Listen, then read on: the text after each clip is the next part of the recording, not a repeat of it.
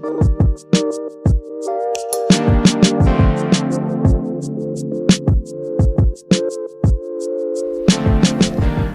and welcome to another in our series of weekly Foster & Freeman webinars, this week focusing on our trace evidence analysis. My name is Dan Freeman and I'm the Senior Application Specialist here at Foster & Freeman. To simplify proceedings, as always, guests are muted. Please feel free to ask any questions and type away in the text box either now or at the end, where we will have a live question and answer session. So, trace evidence analysis. This can be broken down into many different categories of evidence that you might find at a crime scene or recovered from a suspect themselves. We could break this down into glass fragments, hairs, paint chips, fibers, GSR, drug residues, and even other natural items such as wood, soil or dirt, or even teeth. So these can be used to link between victim and the suspect, the scene itself, and also the crime scene as well. Foster & Freeman manufacture three main trace evidence products. The Echo 2, which is our LIBS system, or laser-induced breakdown spectroscopy. Our 4RAM, which is our Raman Spectroscopy system. And the FFTA, which is a system built around a microscope which is comprised of many different modules that we will discuss later. So one of the key points of the Foster & Freeman trace products is they are specifically designed for forensic applications. But they do have a vast degree of versatility, and there are many applications outside of forensics as well. These could include things like quality control and even counterfeit goods identification as well. They are designed to deliver rapid results. They are very quick to use in the majority of cases. They can require minimal training, and they are simple desktop items that take up minimal space. We will begin with the Echo 2, which is our elemental composition comparator. So again, this is a simple benchtop mounted device that has many versatile applications. There is one of the key applications, or the key points of the Echo, is their minimal sample preparation. Unlike many of the comparative techniques that require a high degree of training and a lot of time to prepare your samples, results with the Echo can be taken within minutes. And in this case, there's also a much lower degree of training that's required as well. So what is LIBS? So LIBS is laser-induced breakdown spectroscopy. So this was a technique first demonstrated in the 60s with the first real-world applications starting in the 1980s. Essentially the way this works is we focus a high-powered laser on our sample, and when fired this creates a small plume of plasma consisting of electronically excited atoms and ions. As these atoms decay, they emit characteristic wavelengths of light. We have a spectrometer in the Echo that records these wavelengths of light, and essentially we are looking at the various emission lines of the different elements, and this is how we can identify what elements are present within our sample. Some of the key advantages of the LIBS system is you can analyze solids and liquids. We can also detect a wide range of elements within the periodic table, as well as some of the lower mass elements that can prove tricky with some of the other comparative techniques. The results are very quick. We can have results within minutes or seconds in many cases, and it is minimally destructive, and we will give an example of this in our webinar today. One of the most important points is that it is a very cost-effective technique when compared to some of the other comparative techniques that are available, especially when we compare them to EDS, which you require electron microscopes, or ICP-MS, so inductively coupled plasma mass spectroscopy. So with the Echo, we are able to take measurements from a variety of different samples. These could include such as glasses, papers and inks, soil residues, explosives, teeth and bones as well as many other examples.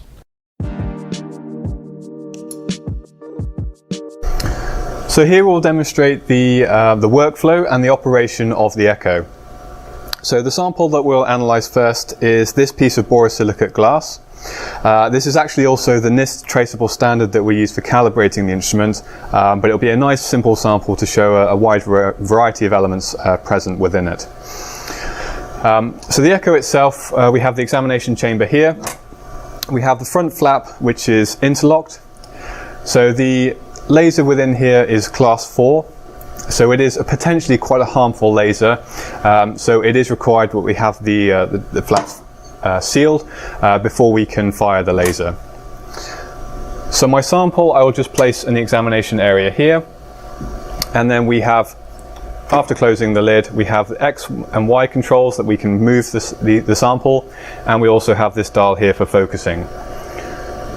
So in the bottom left hand corner of the screen we have our live image, and after adjusting the dial we can bring the sample into focus. The next step is to fire the laser, and the only control we have here is for the number of laser shots. In this case I will take 4 laser shots. Where possible, it's normally advised to take multiple laser shots, so it improves the sensitivity and it decreases some of the noise on the sample as well. Click record spectrum, and after a few seconds you will hear the laser firing, and you'll see the pulse or the flash on the surface of the material itself as well.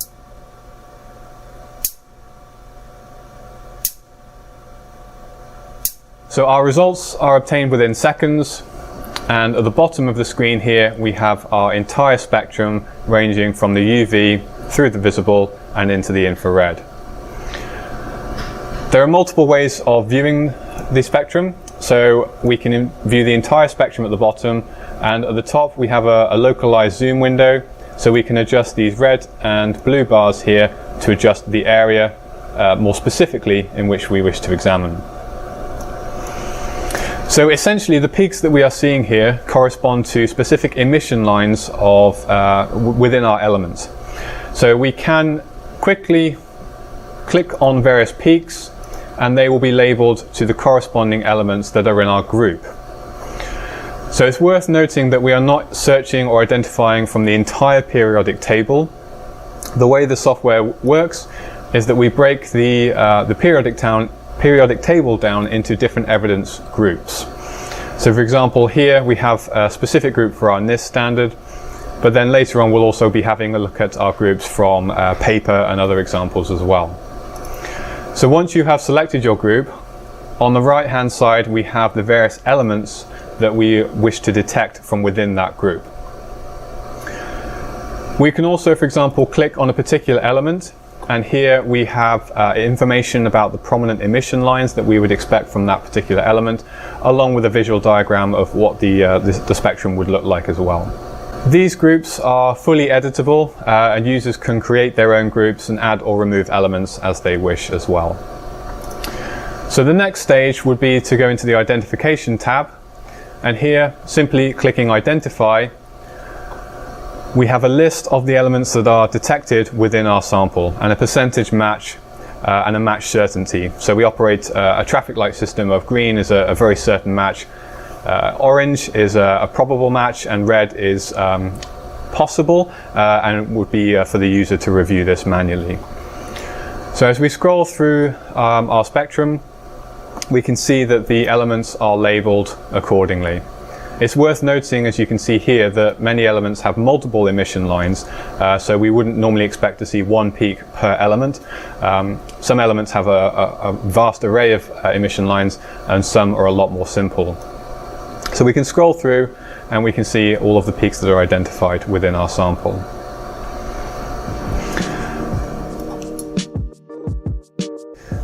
So we've mentioned that this technique is semi-destructive. So to demonstrate this clearly, a good sample to use is, for example, here a 2p coin. And what I'll do is I'll just take a single shot of the surface, and then we will show the indentation that it leaves behind. So again, we'll place this on our stage, and then focus the sample and take one shot.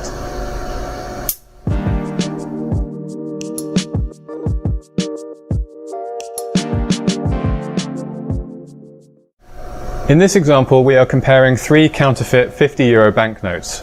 So we have 3 different banknotes, and we've taken 4 spectra from each sample, which are coloured red, blue and green. So in our overview spectra, we can quite clearly see how difficult it is to compare, particularly when there are multiple emission lines in a particular region. But again, we can use the localized zoom window to narrow down and highlight a particular area. And this is a good example here, where we can quite clearly see that in our blue sample, we are missing this particular peak for calcium. So straight away we can say that there is an obvious difference between that particular banknote and the remaining two. Once again, if we go to, again, this point here, again this is relating to calcium, we can see that the peak is present here but in a completely different concentration. So again, this relates back to the semi-quantitative properties of the echo, where we can quite clearly see if there's more higher concentration of one particular element to another. So as we've seen, the echo is a powerful forensic tool, a turnkey laboratory system with a powerful automatic identification using a comprehensive library of elements. So the echo uses an infrared laser, which is fully safety interlocked. We have our evidence chamber here, which in general, although we might be analysing very small items, we can accommodate much larger items, even up to A4 pieces of paper. And we have easy to access X and Y positioning stage, as well as your focus. The 4RAM3 is Foster & Freeman's latest forensic Raman system, and is one of the few spectrometers specifically designed for forensic applications. It offers fast, non-destructive chemical analysis and is available in two different wavelengths, 685 nanometers and 785 nanometers. Raman spectroscopy was first discovered in 1928 by Sir C.V. Raman, and essentially the way that this works is we shine monochromatic light at our sample, and this is then scattered at various different frequencies, and we refer to this as Raman scattering. This scattered light is specific to the chemical composition of our sample, and we can think of this as a unique signature of the sample, so we can use this for comparison and identification purposes. Another technique that we can further increase the sensitivity of Raman spectroscopy is SIRS, and this is Surface Enhanced Resonance Raman Spectroscopy. So this can be useful if we have an inherently weak Raman scattering effect, or if the sample is very fluorescent. And this SIRS technique can quench the fluorescence in order for us to be able to detect the Raman scattering. The SIRS technique uses nanoscale metal surfaces, either gold or silver, that is applied directly to the surface of our sample. Raman spectroscopy offers many advantages, the first being that we're able to analyze all three states, solid, liquids and gases, and it is completely non-destructive. And in majority of cases there is no sample preparation that's required. We are also able to analyze samples through packaging, and you'll see an example of this today, in which we try and identify an unknown substance. We can be very selective in our sampling size, and depending on the objective used, we can take measurements down to 5 microns. And again, the spectra and our results are obtained quite often within seconds. There are many applications of Raman spectroscopy, and for question document examination, we can include examination of inks, toners and laminates, and 4RAM is quite often a very common follow-on technique from using the VSCs. So where we are unable to differentiate inks using the VSC itself, quite often we can then differentiate them using the Raman, as this is using a completely different technique. For trace analysis, this could include items such as paints, cosmetics, drugs, fibers, and many other unknown samples. And we could also have applications outside the forensic market. So arts, trying to analyze and differentiate between different paints on genuine or copy paintings, biosciences and material sciences as well. Foster & Freeman offer a range of databases within the Raman system, and these can be used for identifying a number of different samples from inks, or the actual chemicals used within the pigments themselves, drugs, explosives, antibiotics, hazardous and toxic materials, and various other dyes and pigments as well. These databases are integrated within the 4RAM software, and they make it very easy for identifying these items, and we will again give examples of these today.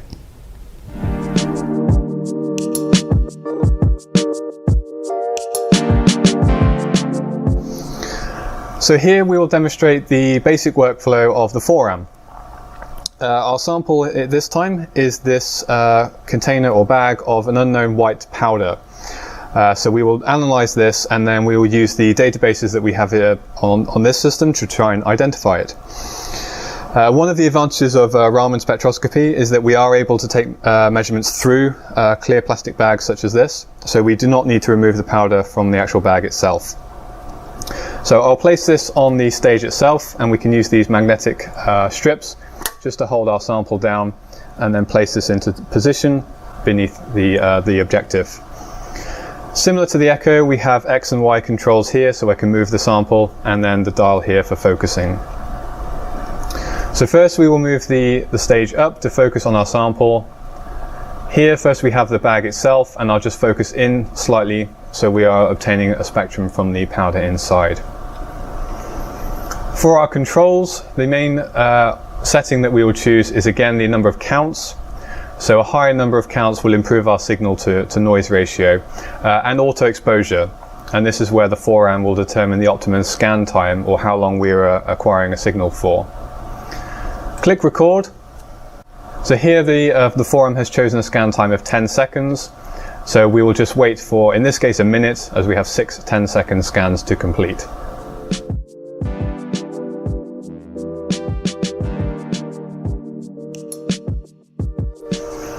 So here we have the result of our unknown sample. And to quickly explain our graph, so on the x-axis we have our wave numbers, and on the y-axis we have our intensity. So essentially what we are looking to do in this case is to try and identify this particular sample.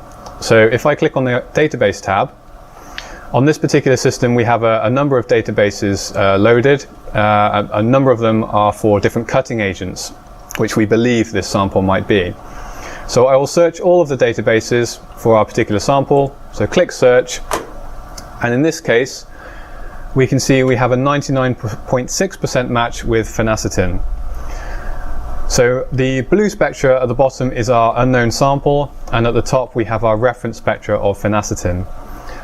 So here I can click on overlay, and we can quite clearly see that these spectra are almost identical.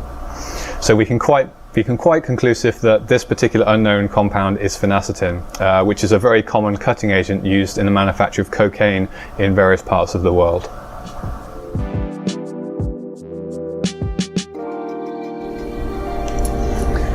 In this example, we were comparing a series of counterfeit €50 banknotes. Specifically, we were analysing the yellow stars on the front of the banknote themselves, and trying to establish whether the banknotes were printed using the same printer. So in these two examples here, we can see that the spectra are very similar, and if we use the localized zoom window, you can see that they are indeed very, very similar. We can also now use the comparison tab, and this will give us a variety of different options. For example, we'll start with the first derivative.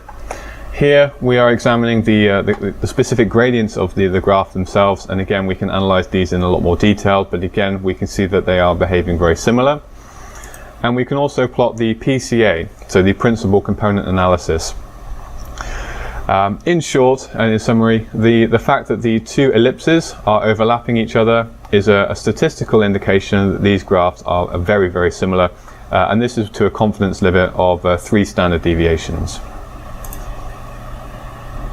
Here we have in green a third example from a different banknote, and we can quite clearly see a very visibly different spectra.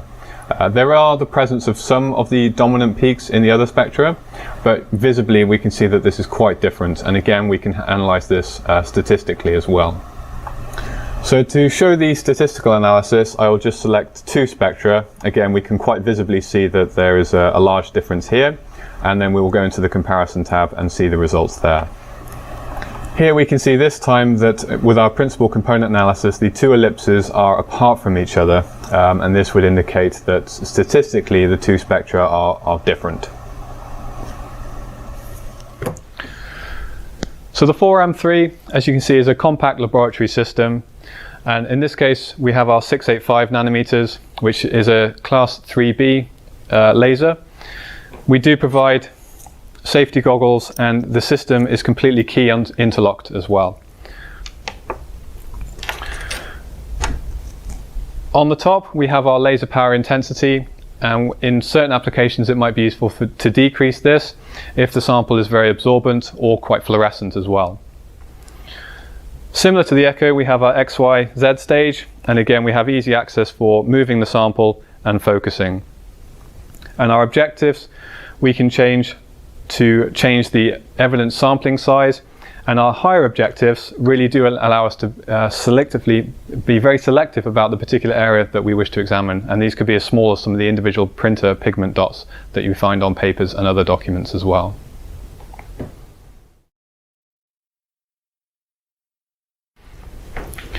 The FFTA is our Trace Evidence Analysis workstation. So this offers a range of analytical facilities built around a single microscope using one single PC. This originally started with the GRIM, which is the Glass Refractive Index measurement, which is one of the oldest products that Frost & Freeman produced, which has been produced for almost 40 years now. Other modules include the 4M X3, which is our 3-wavelength Raman system, Microspectrometer for UV-Vis-IR examinations, PLM, which is our polarized light module, fluorescent imaging, and as well as a digital imaging package as well. The FFTA is a modular system, and this offers customers a cost-effective method of building a system to meet their own requirements. Modules can be added at a later date and upgraded at any time. So here we have our FFTA microscope system, and the first module that I will demonstrate is the GRIM. So the system is configured at the moment for the GRIM use. So we have the camera on the GRIM, and we have our hot stage in place here. I've already made up a slide. So here we have an unknown glass, and here we wish to measure the refractive index of this particular sample. So I will place this slide within the hot stage itself.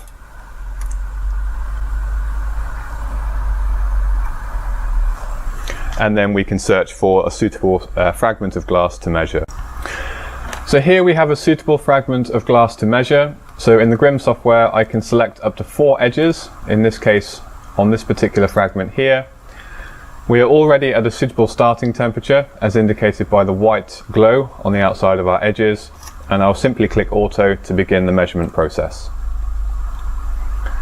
As this process takes around 4 or 5 minutes, we will speed this up for the purpose of this demonstration.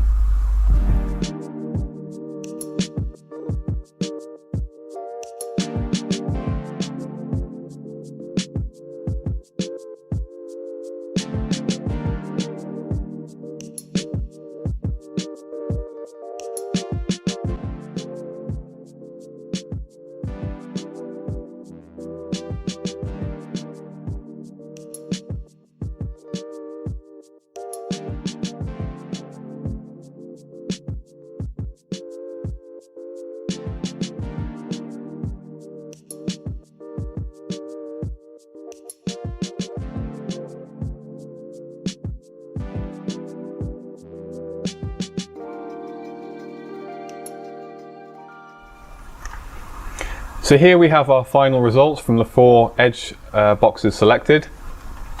With each of the 4 measurements we have our heating and cooling cycle with an average of the 2, and then our calculated refractive index from each edge box.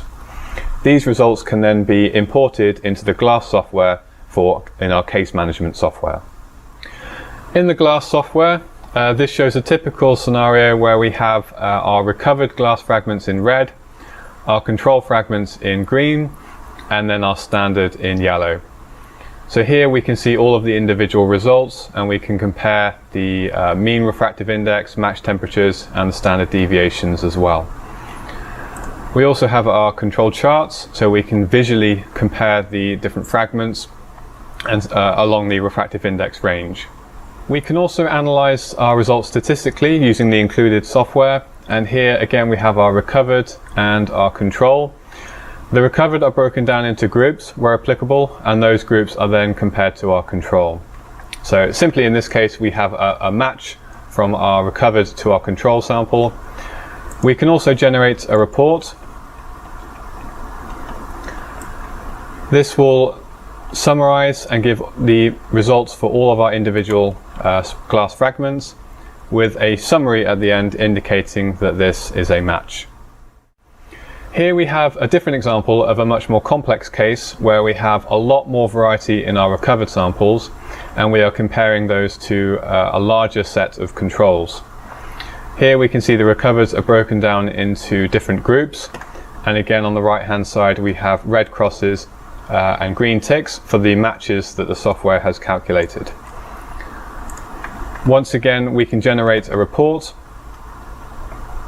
and if I skip to the end where we have our summary, again we can clearly see here where the software has determined a match from our recovered fragments to our controls.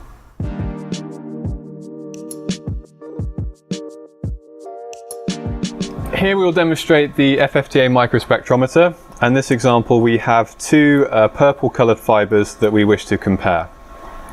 So I'll place in the first sample for analysis. So here we have the results of the two fibres. Initially they seem quite similar, as the colours are very similar themselves. One of the ways that we can display the differences a little bit better is using this zoom window. And again here we can see some slight differences where we have this double peak on the red spectra and a difference in the absorption or transmission ranging up to 600 nanometers. We can also use the comparison tab, and again here we have our PCA plot of the two spectra, and again at 3 standard deviations we can clearly see that the ellipses are not generally overlaid on top of each other, indicating that the fibers are of a different color.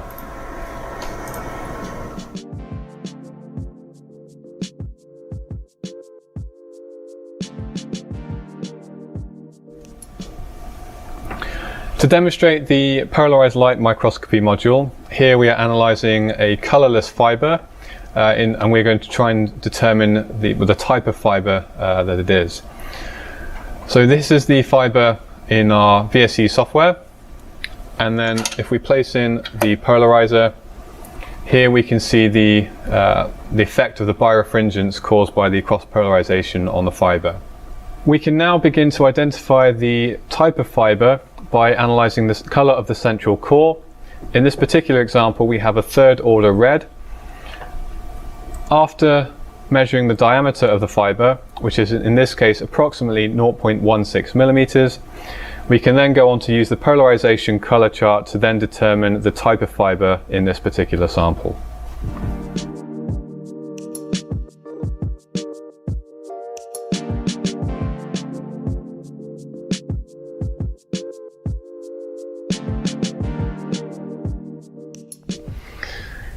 So as we can see, the FFTA offers a highly flexible solution, allowing users to quickly switch between various different modules, often within minutes.